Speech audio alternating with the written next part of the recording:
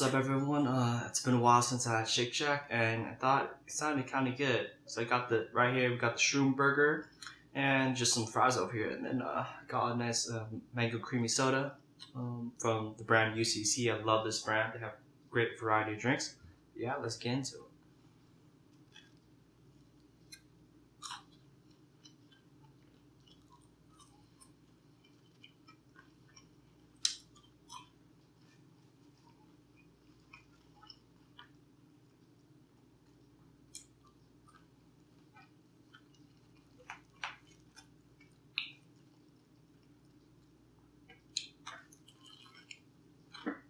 Mm-hmm.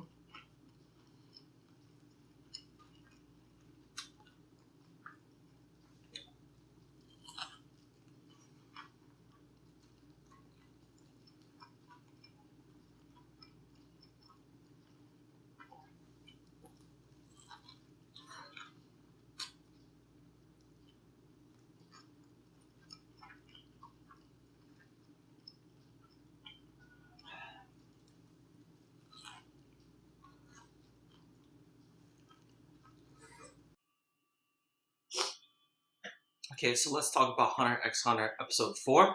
So the episode opens up with all the participants have run around 2 hours, and it's been approximated to be 30 kilometers. And Killua actually was riding a skateboard, and Leorio happened to criticize him, saying that's cheating. But he makes a valid point, saying that you know, oh, excuse me, Satotz said you just have to follow me. It doesn't mean you can use whatever is at your disposal to keep up with him. There was no rules in that. And then we fast forward. Oh no, sorry, excuse me. And then Killua actually meets up with Gon, asking, "Hey, what's your age? You look about the same age as me." And Gon obviously replies, he's 12 years old, and coincidentally, they're the exact same age. And Killua decides to, you know what? I'm gonna take up on that challenge. I'm gonna, get off my skateboard and run with you as well. Even though there has been some time passed, 2 hours is a long time running. And now we fast forward to the 4 hour mark, where I believe that all the participants have ran around 60 kilometers, and Leorio is pretty much at his limit. He's huffing and puffing. This episode I can really relate to, as I'm trying to get back into running, getting back in shape. So my sorry ass can actually only run. I've been only running 2 miles a day, but I'm trying to build up my body's stamina, and it takes some time. I'm not like it's when you're running, it's best not to compare yourselves, just like in anything else. Just go at your own pace, and eventually you get better, right? So yeah, so at this point in time, Leorio he's reaching his limit. He starts kind of walking for a bit, and I don't understand. Leorio is wearing a suit, which is super hard to run in, and you probably sweat profusely, and he's holding a briefcase as well. And then Gon and Killua, they stop back and look back for a moment, and Gon is kind of like trying to push him. So, well, he didn't say anything, but you can see with the look in his eyes. It's like, come on, Leorio, let's go, buddy. And Leorio is very determined, and he gets back right into it, and he actually leaves his briefcase because it's probably too heavy. But Gon is a nice little kid. He holds his briefcase for him, as Leorio is struggling to keep up with Satotz and everyone. So Gon and Killua, this is a breeze for them, running through this, keeping up with Satotz and stuff like that. So they decide to make a bet. Whoever reaches the goal first of this first phase, they will buy each other dinner. Whoever wins, whoever loses buys each other dinner.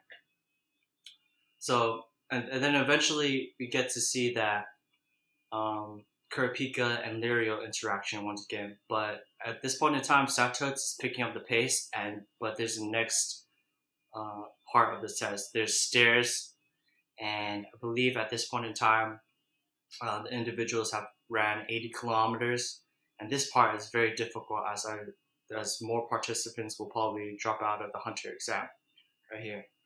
So No, once again, Kurapika asks Leorio, "Are you really in it for the money? Because I've actually seen individuals and in their eyes for those who are actually in money, and I don't really see it in you."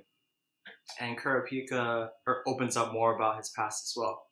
So he goes back saying that his Kurta clan, they're really known for the scarlet eyes. So when their heightened emotions kick in, their eyes activate. So much like, if you think about like Naruto and the Uchiha clan about the Sharingan, right? So, but these beautiful scarlet eyes are considered one of the seven most beautiful colors in the world. And if you remember, the Phantom Troupe killed off the Kurta clan because these eyes sold for high prices on the black market. So Kurapika, he's trying to become a well-renowned hunter, and in doing so, hopefully he becomes friendly with rich clients, and these rich clients can give him information on the black market, leading him closer to the Phantom Troupe as a result. And Lirio says, my only intentions were actually in it for the money, but obviously it's not. He says that when he was a really young kid, one of his childhood friends died from an illness which was actually a curable disease, but the operation was quite costly. And at this point in time, I believe it looked like Lirio came from a very poor background, so he had no way to help his friend. So his goal is to become a doctor. And no, you becoming a doctor, studying for a medical degree and stuff like that is already super expensive. So you need money to just get into school and get your degree. But his goal was to become a doctor and help kids or anyone for that matter to cure their disease if it's treatable. And we also, um, you know, the running joke is Gon, Kurapika, and Killua saying that oh man, come on, keep up with me. But actually, there's everyone's surprised that Leorio is actually a teenager, and I was super surprised as well. He looks like a grown ass man.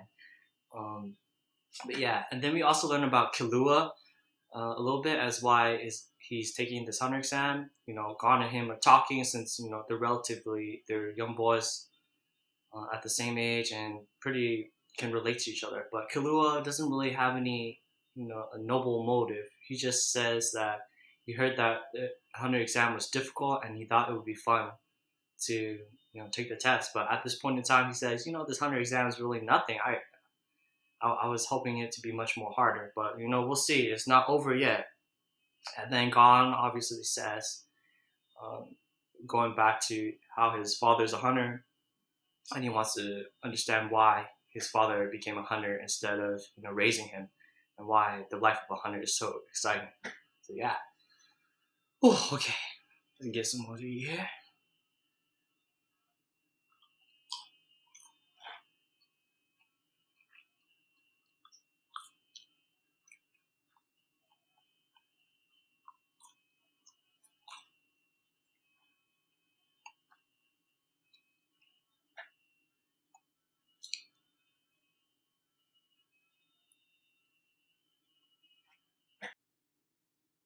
So Satotz found and everyone else finally reaches to the top of the stairs, and then they could see a light at the end of the tunnel.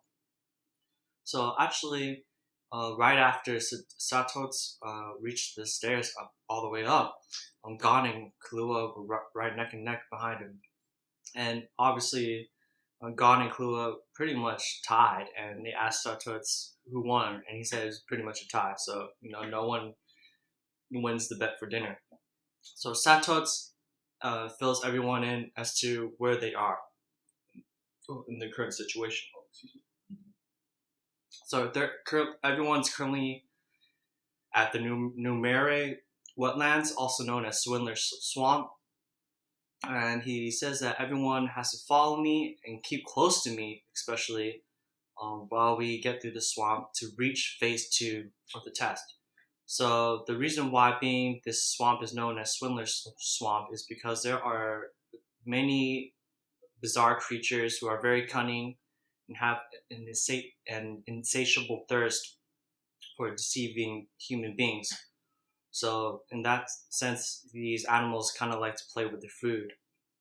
So everyone's tested immediately once they arrive here. So right after Satotz told them what appears to be an examinee is holding a bizarre creature whose face is that of Satotz, saying that the Satotz right there is a fake as well. It's probably just one of these creatures from the swamp disguised as Satotz. And everyone is immediately taken back and deciding what's happening here. And amidst all this confusion, Hisoka, I believe, kills the guy holding the Satotz creature, and everyone's taken aback. And eventually, the Satotz creature, runs away. It wasn't actually dead, and we find to discover that fake examinee was also one of the creatures of Swindler's swamp. So immediately, everyone's was tested right here and then, which is a great example. So Satotz says that you'll meet many of these creatures in the swamp, and you better keep close to me, because if you don't keep up, you will never reach phase 2 and probably be deceived and eaten by these creatures in this unique area. Then Satotz also warned Hisoka, as I'm sure he's already aware of this, that he killed an examinator last year, claiming that if you attack me or like any other examinator, then I will report to the higher ups.